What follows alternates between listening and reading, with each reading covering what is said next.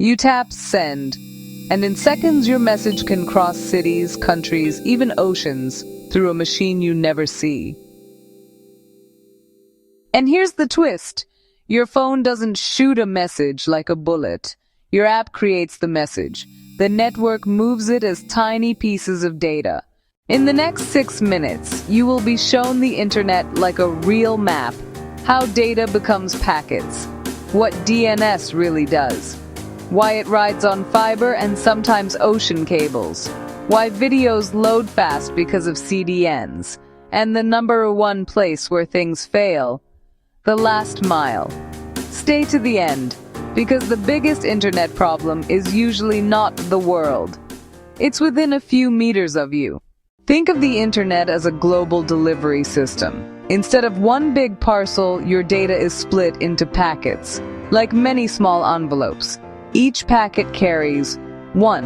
Where it should go, destination address. 2. A piece of the content. 3. Info to help it get reassembled.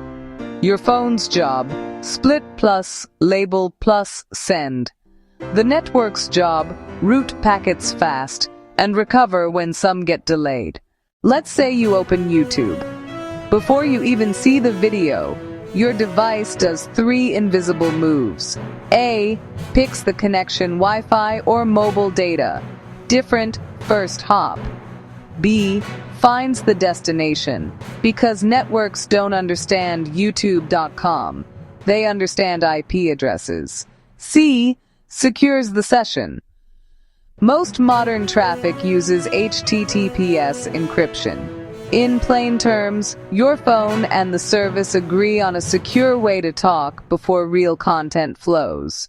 Meet the silent hero, DNS. When you type a website name, your phone asks, DNS, what's the IP address for this name? No DNS means you'd have to memorize numbers for every website. So DNS is like the internet's phone book, the contacts list. Answer B. DNS converts names to IP addresses. Now the data has to escape.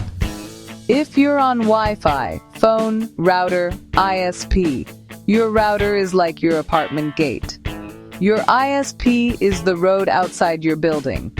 If you're on mobile data, phone, cell tower, radio waves, telecom core network, internet backbone. Once your data hits the ISP, it usually enters the fastest transport system humans built. Fiber optic cables, glass strands that carry light signals at insane speed.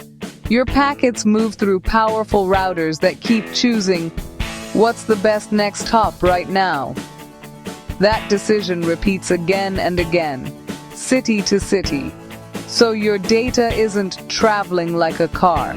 It's being handed off like a relay race, extremely fast. Here's a hidden place that powers the internet. Internet exchange points, IXPs. These are locations where networks connect and exchange traffic.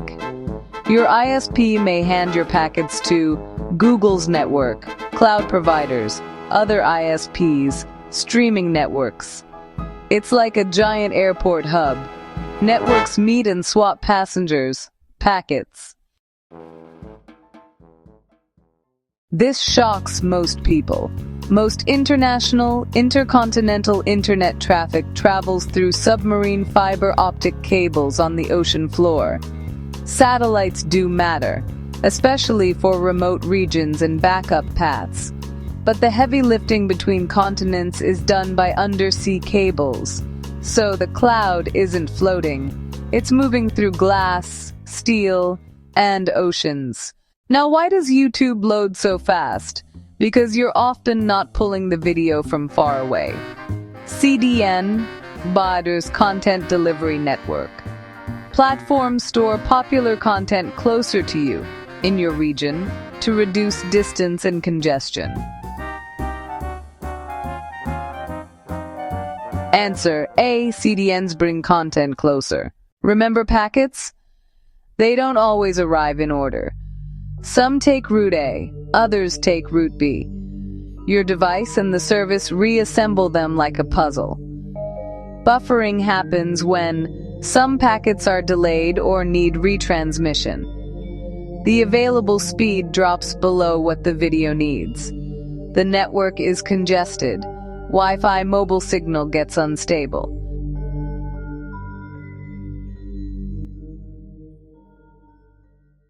Now the big reveal. The most common pain point is usually not the backbone or ocean cables. It's the weakest link. The last mile. Often the last few meters. Weak Wi-Fi signal. Interference, walls, distance, crowded channels. Router placement issues. Congested mobile tower. Local network overload. That's why moving closer to your router can feel like fixing the internet. So next time you tap send, picture this journey. App creates the message. It becomes packets. DNS finds the address. Secure session begins. Router, tower, ISP, fiber backbone, exchange hubs, maybe ocean cables, CDN server, reassembly on your phone. Want part 2? How the internet stays secure and how scams exploit people? Comment part 2 and I'll make it next.